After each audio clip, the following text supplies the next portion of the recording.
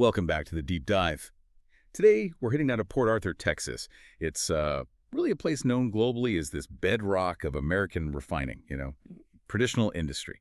And our mission here is to unpack some sources talking about a massive clean energy shift. This is being led by Diligence, Offshore Services, LLC, right there on Pleasure Island.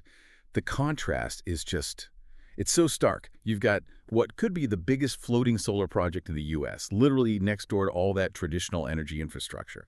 But what really makes this story stand out, I think, isn't just the size. It's how they're funding it. They're saying basically no federal subsidies at all. Yeah, it's pretty audacious, isn't it? You've got the private sector moving this fast right into, well, a historic energy hub.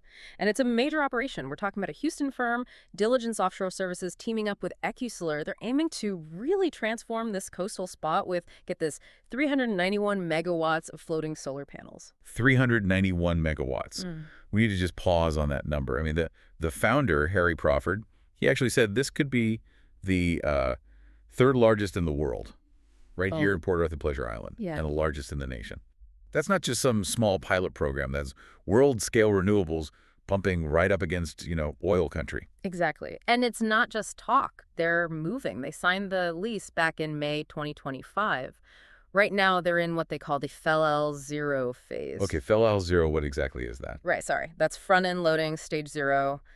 Basically, it's the deep planning part. They're sorting out the final scope, getting all the key EPC contractors lined up. EPC, that's engineering, procurement, and construction, so the companies that actually build the thing. That's them, the builders. And they're not waiting around. The plan is to start construction on the substation, which is crucial for connecting to the grid within the next 30 days. Wow, okay, so things are really happening now. Yeah, action is imminent, not years down the line. So, okay, let's bring it back to the listener. Why should you care about a huge solar project way down in Port Arthur? Well, this isn't just about switching energy sources, right? It's about jobs. It's about maybe changing the economic fortunes of that area. They're talking nearly 1,500 new jobs. And that local piece seems absolutely central to their whole approach. Diligence Offshore Services, they have this specific community benefits plan. It's really focused on tackling poverty through hiring.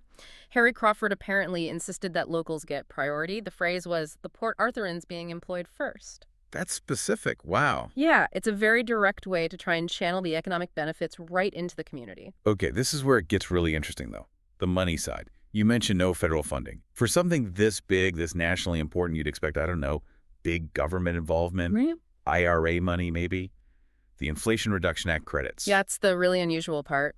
Crawford stated quite clearly they are deliberately avoiding federal land, federal subsidies, IRA funds, even local tax abatements. They're not asking for any of it. Huh.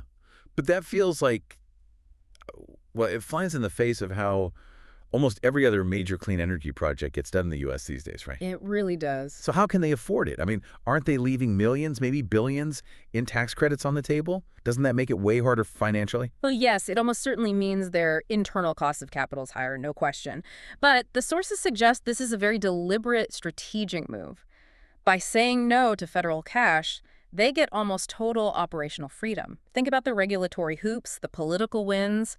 The source even mentions potential cutbacks to clean energy credits, depending on the administration, like under Trump. By going private, they sidestep a lot of that potential delay and uncertainty. They basically said, we didn't need their money. Speed and autonomy seem to be the priority over government help. Okay, so it's less like a standard green project and more like a rapid deployment strategy, when it's sort of insulated from politics. So let's try and sum this up for you. What we're seeing is a huge, potentially nation-leading green energy project moving forward in the heart of Texas oil country. And it's powered entirely by private money with this really strong, explicit focus on hiring local people in Port Arthur immediately. That's pretty much it. And, the question it leaves hanging is pretty big. Does this model, this localized, subsidy-free approach where private investment and community focus drive things forward, could that be a workable blueprint elsewhere? Could it help speed up the energy transition in other old industrial areas, maybe bypassing some of the usual political roadblocks? That's something for you to think about.